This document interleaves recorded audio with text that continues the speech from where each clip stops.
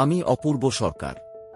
আজ দেখাবো আপনার কম্পিউটারে মাইক্রোসফট অফিস সফটওয়্যার কিভাবে ডাউনলোড করবেন এবং ইনস্টল করবেন। তাহলে বন্ধুরা চলুন দেখে আসি। প্রথমে নেট চালু করে স্টার্ট ক্লিক করে যেকোনো ব্রাউজারে প্রবেশ করুন। লিখে সার্চ করুন। ডাউনলোড এরপর ডাউনলোড এনিওয়ে ক্লিক করুন। কিছু সময় পর ডাউনলোড ফোল্ডারে গেলে সফটওয়্যারটি পেয়ে যাবেন।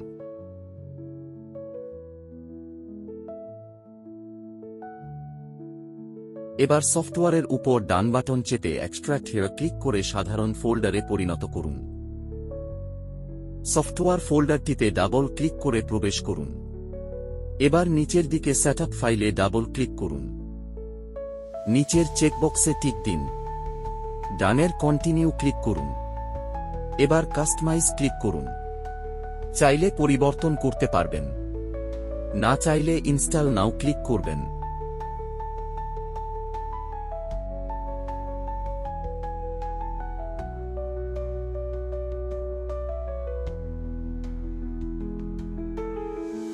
অপেক্ষার পর ইনস্টল হলে নিচের ক্লোজ ক্লিক করুন। এবার স্টার্ট ক্লিক করে একটু খুঁজলেই মাইক্রোসফট অফিস প্রোগ্রাম পেয়ে যাবেন। ধরা যাক এমএস ওয়ার্ড ক্লিক করুন, তাহলে চালু হবে।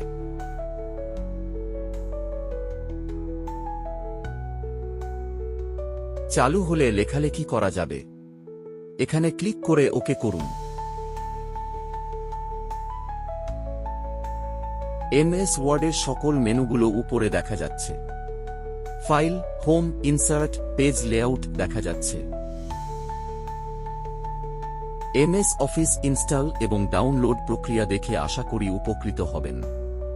বন্ধুরা, ভিডিও টিউটোরিয়ালটি ভালো লাগলে লাইক, কমেন্ট, শেয়ার করবেন।